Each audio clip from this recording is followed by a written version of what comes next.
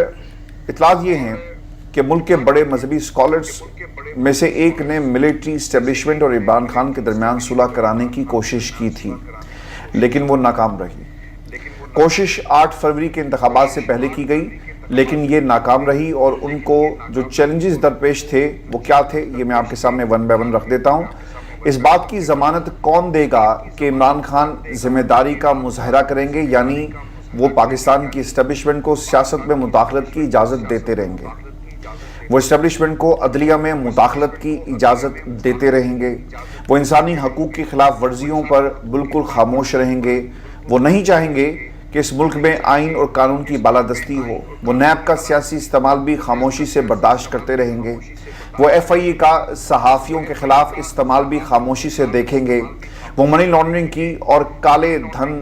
جس طرح سے اسے باہر منتقل کیا جاتا ہے، اسے باہر منتقل کرنے کی اجازت جب دی جا رہی ہوگی اس پر بھی خاموش رہیں گے، وہ نواز شریف زرداری ڈیل اور این آر او کی مخالفت کبھی بھی نہیں کریں گے، وہ اپنی مرضی کی آزاد خارجہ پالیسی نہیں دیں گے، جو بھی لکھا لکھایا اسکرپٹ یا پالیسی آئے گی اسے چھاپ دیا جائے گا، اپنی مرضی کی قانون سازی نہیں کریں گے۔ اب یہ چیزیں عمران خان تو کرنے سے رہے۔